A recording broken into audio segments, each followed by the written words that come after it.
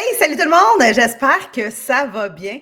Donc, vraiment, aujourd'hui, j'ai une super rencontre pour vous aujourd'hui. Donc, quelque chose que je parle dans mon groupe des Wonder Moms. Tu ne me connais pas encore, je m'appelle Nora Benassène, je suis kinésiologue, ostéopathe, naturothérapeute. Bref, je me spécialise en entraînement de la femme et en santé pelvienne. Également, tout ce qui a trait aux habitudes de vie. Et aujourd'hui, le sujet du jour, c'est les cravings, donc les fringales, hein? Est-ce que ça t'est déjà arrivé, toi, d'avoir des envies incontrôlables de sucre, de gras, surtout le soir, en fin de soirée? Hein? Est-ce que aussi ça t'arrive des fois de faire attention toute la journée, puis d'arriver à la fin de ta journée, puis boum, tu as un envie soudain de chips et de chocolat? Je vais te rassurer tout de suite, c'est tout à fait normal, tu n'es pas tout seul. Puis aujourd'hui, je vais te parler de pourquoi ces cravings, ces fringales-là apparaissent et surtout comment tu peux les gérer efficacement.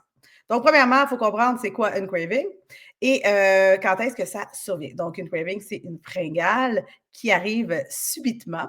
Il y a un élément aussi qui est physiologique de la craving et c'est la première partie que je vais discuter avec vous aujourd'hui. Donc, premièrement, il peut arriver un déséquilibre glycémique. Donc, les gens vont manger trop de sucre rapide, ça va faire un pic au niveau de l'insuline. Par la suite, il va y avoir un crash et après ça, encore une envie de sucre. Donc, tu sais, tout ce qui monte redescend et pour revenir, ben, les gens ont besoin d'avoir du sucre. Il y a aussi la déshydratation. Donc, souvent, ben, les gens vont confondre la faim et la soif. Puis, un manque de nutriments là, à travers la journée, surtout des protéines. Les filles à l'intérieur de mon groupe se rendent compte que, écoute, quand elles rajoutent de la protéine, leur craving le soir, c'est vraiment estompé, puis c'est vraiment plus facile à gérer. Donc, par rapport au déséquilibre glycémique, là, comme j'ai dit, les gens vont manger du sucre rapide, il va y avoir un pic d'insuline, après ça, un crash et une envie de manger du sucre pour avoir de l'énergie. Donc, la glycémie, là, c'est le taux de sucre dans le sang. Donc, idéalement, il faut essayer de le garder le plus stable possible. Donc, éviter les montagnes russes ici au niveau du pic de glycémie pour garder une énergie plus stable et surtout pour prévenir les fringales. Donc, tu sais, quand tu manges un aliment qui est sucré ou même qui est des fois riche en glucides rapides, là, comme du pain blanc, des crackers, des biscuits, du jus de fruits, des céréales, des barres tendres, hein, le sucre qui est rapidement absorbé dans le sang, puis c'est ce qui va entraîner ton pic de glycémie. Donc, l'insuline, c'est l'hormone qui est produite par le pancréas pour ramener le sucre dans les cellules et surtout l'utiliser comme source d'énergie. Donc, plus il y a de sucre dans le sang, plus ton corps sécrète de l'insuline pour le gérer. Et c'est ça qui va venir faire les fluctuations. Donc, c'est ça qui va créer l'effet boomerang. Donc, la chute brutale. Donc, l'insuline, il agit parfois trop fort. Donc, résultat, c'est que ton taux de sucre va descendre trop bas. Puis, c'est ce qui va créer de la fatigue, l'irritabilité et surtout une envie forte de sucre pour compenser à cette descente d'énergie. Donc, c'est ce qu'on appelle le crash glycémique et ça te pousse à vouloir manger encore plus de sucre. Donc, ça fait un cycle qui recommence, un cycle infernal. Il y a aussi l'hydratation. Donc, le manque d'hydratation va venir aussi causer des cravings. Donc, ça aussi, c'est quelque chose à regarder. Après ça, une chose qu'on peut faire très rapidement aussi, là, c'est d'associer une glucide à une protéine. Donc, d'avoir toujours une source de protéines lorsqu'on manque des glucides. Donc, par exemple, tu manges une tranche de pain, ça va venir remonter ta glycémie. Donc, avoir une tranche de pain avec un œuf où il y a la protéine et un peu de gras. Donc, ça va venir faire une digestion plus lente. Donc, ça va venir stabiliser au niveau de ta glycémie.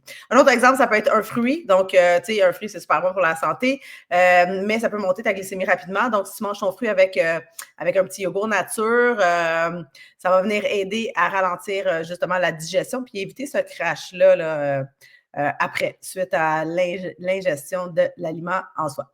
Donc, un autre truc rapide que je donne aussi fréquemment à mes filles, c'est de manger à des heures régulières. Donc, si tu laisses trop de temps entre chacun des repas, là, ton corps risque de réclamer du sucre rapidement parce que tu vas avoir faim, puis surtout, tu vas avoir plus de difficultés à te contrôler. Donc, pense à avoir des petites collations équilibrées, surtout avoir des repas complets dans ta journée. Donc, des collations équilibrées, ça peut être un œuf, des crudités avec du humus, quelques noix, faire attention aussi avec les noix parce que souvent on a tendance à en manger trop. Ça peut être un petit un truc protéiné que tu as à la maison. Donc, vraiment des choses qui vont venir t'aider à te soutenir et surtout à garder ta glycémie le plus droit possible. Puis, il y a aussi un effet, je te dirais, émotionnel de la craving ou des fringales. Donc, souvent, quand on est fatigué, on est stressé, on a de l'anxiété, ben le corps va chercher du réconfort. Tu sais. Donc, il va chercher du réconfort dans l'alimentation, dans ce qu'on va manger. Puis c'est rare qu'on a le goût de manger du brocoli quand on est stressé. Hein? Puis aussi, un autre phénomène relié justement au craving et aux fringales, c'est des habitudes. Donc, des habitudes ancrées en nous. Donc, on est habitué de grignoter devant la télé. On est habitué quand on fait telle action, de manger telle chose. Donc, ça va être de briser le pattern, puis surtout de voir nos patterns à nous. Quand tu ressens de la fatigue ou de l'anxiété, ben, ton cerveau, là, il va activer des mécanismes de compensation pour te soulager temporairement et on va se soulager temporairement justement en mangeant. Donc, c'est comme si on va venir tamponner l'émotion, donc peut-être pour moins la ressentir. Donc, les gens, quand ils sont stressés, là, on va parler du rôle du cortisol, donc l'hormone de stress, hein, vous le savez déjà sûrement. Donc, quand on est stressé, on est fatigué, ton corps va produire du cortisol. Donc, ce qui va augmenter ton envie de manger des aliments qui sont sucrés ou gras. Donc, pourquoi? Parce que ton corps pense qu'il a besoin de l'énergie rapidement parce qu'il doit faire face à un stresseur. Mais on sait que dans la vie de tous les jours, on n'est pas pourchassé par un lion non plus. Donc, on va manger plus que notre besoin à nous. Donc, c'est ce qui va expliquer que souvent, après une journée stressante, ben, on a souvent une envie incontrôlable de manger du fast-food, de manger du chocolat, des chips, des trucs comme ça. Donc, qui vont venir justement apaiser notre cortisol. Puis par la suite, ben, on va tomber dans un pattern où on va se sentir coupable suite à l'ingestion de ces aliments-là. Donc, ça va venir faire notre cycle infernal. Donc, il faut faire attention aussi par rapport au stress. Donc, se trouver des techniques de gestion de stress au lieu de toujours aller vers la nourriture et se poser les bonnes questions. Donc, c'est à ça que ça sert du coaching aussi, c'est à être capable de voir les angles morts et surtout à être capable de trouver des solutions, des pistes face à chacune des situations. Donc, il y a aussi tout ce qui est les habitudes qui sont ancrées en nous, là, donc tes rituels alimentaires. Il y a beaucoup de craving ou de fringales qui ne sont même pas reliés à la faim, là, mais vraiment à l'habitude. Donc, l'habitude que tu as pris peut-être de manger un dessert à la fin d'un repas. Est-ce que tu as vraiment besoin de ton dessert? Est-ce que vraiment tu veux un dessert? Donc, c'est des questions à te poser. Même chose par rapport au grignotage devant la télévision. Donc, tu sais, la plupart du temps, les gens vont manger en n'étant pas mindful. Donc, ils vont manger en avant de la télé, de leur téléphone, peu importe, de leur ordinateur, puis ils ne vont pas ressentir les effets de la satiété ni les effets de la faim. Donc, souvent, on va manger plus que nécessaire aussi. Il y a aussi le besoin de récompense. Donc, à la fin d'une grosse journée, on se récompense avec soit un verre de vin, avec un biscuit, avec peu importe, donc une récompense à la fin de la journée pour justement venir aider au niveau du stress. Donc, il y a beaucoup de gens qui utilisent la nourriture justement comme récompense à la fin d'une journée. Donc, c'est quelque chose aussi à aller remédier puis à aller regarder. Donc, si c'est ta problématique à toi. Donc, tu sais, un exemple là, souvent que j'entends, c'est que les filles sont comme ah, j'ai tellement une grosse journée aujourd'hui, là, je mérite mon chocolat, je mérite mon verre de vin, je mérite, je mérite, je mérite. Le problème avec tout ça, c'est que cette récompense-là va devenir un automatisme, puis tu vas conditionner ton mental à chaque fois que ça devient difficile d'aller vers des solutions qui sont des solutions au niveau de la nourriture. Donc, des choses faciles que tu peux vraiment implanter dès aujourd'hui, là, c'est t'assurer de manger tout au long de la journée. Donc, tu sais, d'avoir des repas déjà préfaits, de ne pas sauter des repas, parce que souvent, on va dire, ah, j'ai pas faim parce que tu es dans le jus, mais plus tard, tu vas avoir tellement faim que tu seras même plus capable de faire des choix qui vont être cohérents avec ce que tu souhaites à toi. Donc, prioriser aussi les protéines, avoir des protéines dans chacun de tes repas et dans tes collations. Si tu as 40 ans et plus, la protéine, là, c'est ton ami, c'est ton best friend. Donc, assure-toi d'avoir une source de protéines et non, le beurre d'arachide n'est pas une source de protéines. Donc, d'avoir vraiment des vraies sources de protéines dans chacun de tes repas, ça va vraiment, vraiment venir t'aider. Par la suite, aussi au niveau de ta gestion du poids. T'sais. Après ça, de garder ta glycémie le plus stable possible, donc d'essayer de limiter les produits transformés le plus possible, puis d'aller vraiment vers des aliments qui sont plus riches en fibres, qui vont te soutenir plus longtemps. Après ça, hein, tout au long de ta journée, boire de l'eau, boire des thés, des infusions, des trucs comme ça. Donc, vraiment boire et surtout d'avoir une bouteille d'eau à proximité, ça va vraiment venir t'aider aussi. Parce que souvent, écoute, on va prendre une petite gorgée ici et là, sans s'en rendre compte, et on va avoir terminé notre litre d'eau. Après ça, ben, apprendre aussi à gérer les cravings quand elles arrivent. Donc, tu sais, exemple, j'ai une envie soudaine de, je ne sais pas, de chocolat. Je vais prendre 2 petites minutes. Je vais prendre le temps de voir est-ce que c'est vraiment, j'ai vraiment besoin de chocolat présentement? C'est quoi la nature de cette craving-là? Et surtout, ben, peut-être prendre le temps de te distraire parce que souvent, là, tu sais, comme on est bored, là, on est comme, ah, c'est plate, ben, on va aller manger. Hein? Donc, c'est comme on a l'impression qu'on fait quelque chose. Donc, vraiment, prends le temps d'attendre, prends le temps de peut-être aller prendre une marche. Je sais que c'est ridicule à dire, là, mais tu sais, lis un livre, fais d'autres choses en attendant, puis vois si ta craving, elle passe. Si elle passe pas, c'est parce que tu as vraiment faim. Peut-être aller vers quelque chose qui serait plus soutenant aussi. Puis souvent, là, ce que je dis aux filles, là, c'est de, exemple, prends ton repas, puis tu as vraiment le goût de quelque chose d'autre, tu peux, à la fin de ton repas, te prendre un petit quelque chose. Hein? Donc, vraiment, au lieu que ça soit l'élément central, ça peut être comme un petit complément aussi, puis tu as trouvé des alternatives qui sont peut-être un peu plus santé de ce que tu mangeais déjà. Après ça, boire un grand verre d'eau, comme j'ai dit, puis surtout de te préparer des snacks le soir, hein, protéinés, donc un yogourt grec peut-être, avec des petits fruits dedans, des œufs cuits durs, avec des crudités. Là, je sais que je dis ça, puis tu es comme, oh my God, c'est vraiment pas ça que j'ai le goût le soir. Mais c'est peut-être, c'est ce que ton corps a besoin aussi, puis tu vas être bien plus rassasié, puis ta craving va s'en aller. Une autre chose aussi à faire, là, c'est vraiment travailler sur ses émotions. Hein, parce que je pense qu'on est dans un air où on ne vit pas nos émotions. Puis souvent, c'est la problématique pour les gens. Les gens ne savent même plus comment ils se sentent. Puis on se dit tellement des choses en boucle qu'on vient par y croire. Tu sais, les gens disent: oh, je suis tellement fatiguée. Oh, je suis tellement stressée. Oh, je suis tellement, je suis tellement. Mais arrête de dire ça tout le temps parce que si moi, là, je passe la journée à te dire que tu as donc bien l'air fatigué, mais c'est sûr qu'à la fin de la journée, tu vas te sentir fatigué, même si tu n'étais pas fatigué à la base.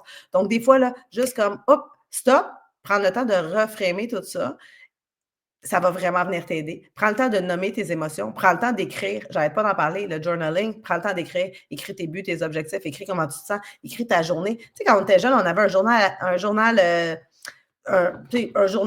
intime, puis on écrivait toute notre vie là-dedans, mais c'est le temps de peut-être refaire un journal intime. Puis prendre le temps aussi pour toi, parce qu'il y a bien des femmes qui ne savent plus reconnaître les émotions, puis ils ne savent plus se faire plaisir à eux-mêmes autre qu'avec la nourriture. Hein? Donc, faire de la respiration, du yoga, de la marche, toutes des choses qu'on fait dans les Wonder Moms en passant. Après ça, vraiment, identifier tes déclencheurs. Tu sais, quand est-ce que ça arrive le soir? Tu sais, souvent, là, les femmes me disent: ah, ça arrive à 9 h le soir. Ben, à 9 h le soir, c'est peut-être un signal, justement, que ton corps t'envoie que c'est peut-être le temps d'aller te coucher. Hein? Au lieu d'aller manger peut-être le sac de chips ou tomber dans les M&M, ton corps te dit, il est l'heure d'aller faire dodo. Je sais, c'est ton temps que tu passes tout seul puis que tu écoutes ton émission, mais peut-être rechanger un petit peu tout ça. Voir le fait de te coucher le soir à une heure raisonnable, d'avoir tes 8 heures de sommeil, 7 heures peut-être pour toi, prendre le temps de lire le soir, toutes ces choses-là vont venir t'aider. Parce que les cravings, là, c'est rare que ça arrive à 7 heures du matin quand tu te réveilles. La craving arrive le soir, la plupart du temps quand tu es fatigué, quand que ta journée de travail est terminée. Là, tu as le temps de réfléchir puis de te poser la question de qu'est-ce que tu as le goût de manger. Hein? Donc, regarde ça aussi. Puis après ça, pose-toi les vraies questions si tu vas avoir les vraies réponses. Je sais que ça demande un travail intérieur, puis des fois, c'est ça, les gens ne veulent pas, on dirait, faire ce travail-là, mais c'est ce qui va t'aider à la suite, surtout à te connaître mieux, puis à pouvoir te déjouer par la suite. Quelque chose à se rappeler aussi, c'est que les cravings ne disparaissent pas du jour au lendemain. Hein. On a des patterns qui sont vraiment ancrés à nous autres. Donc, c'est d'appliquer ces stratégies-là, doucement, tranquillement, une stratégie à la fois, puis de regarder aussi pour toi, qu'est-ce qui fait le plus de sens? Hein? Où est-ce que tu as le plus de contrôle? Souvent, on a tendance à manger pas assez dans la journée et c'est ce qui va nuire, puis qui va faire qu'on va over-manger le soir parce qu'on n'aura pas mangé assez de calories tout au long de la journée. Donc, prendre un moment aussi pour toi. Prends un moment à chaque jour pour faire quelque chose que tu aimes toi. Donc, dis-moi dans les commentaires, c'est quoi ton plus gros craving à toi? Puis, comment tu vas pallier la situation pour les prochaines fois. Donc, je veux dire merci. Merci à tout le monde d'avoir été là. J'aimerais savoir aussi c'est quoi votre takeaway, c'est quoi que ça a été le aha moment dans la présentation d'aujourd'hui, donc dans le sujet que j'ai abordé avec vous. Donc, c'est vraiment un sujet que tous les jours, les gens m'en parlent. Donc, oui, il y a plusieurs manières justement de venir aider au niveau des cravings. Tu sais, tu bois de l'eau, tu peux boire de l'eau pétillante, tu peux brosser les dents, mais à la base, pose-toi la question pourquoi tu as cette craving-là. Et ça va vraiment te donner une vraie belle piste à pouvoir explorer par la suite. Donc, sur ça, je vais vous laisser. Je vais vous souhaiter une excellente fin de journée et on va se revoir une prochaine fois. Donc, si vous avez des sujets que vous aimeriez que j'aborde les prochaines fois, ça va toujours me faire plaisir de vraiment répondre à vos questions. Donc, n'hésitez pas de les mettre dans les commentaires. Si ce n'est pas déjà fait, abonne-toi à ma chaîne YouTube pour ne rien manquer. Tu peux partager également ma vidéo avec tes amis. Donc, merci. Merci d'avoir été là. et j'espère que ça a été intéressant et que vous avez sorti avec des petites pépites aujourd'hui. Donc, je vous laisse et on se revoit une prochaine fois. Ciao, ciao!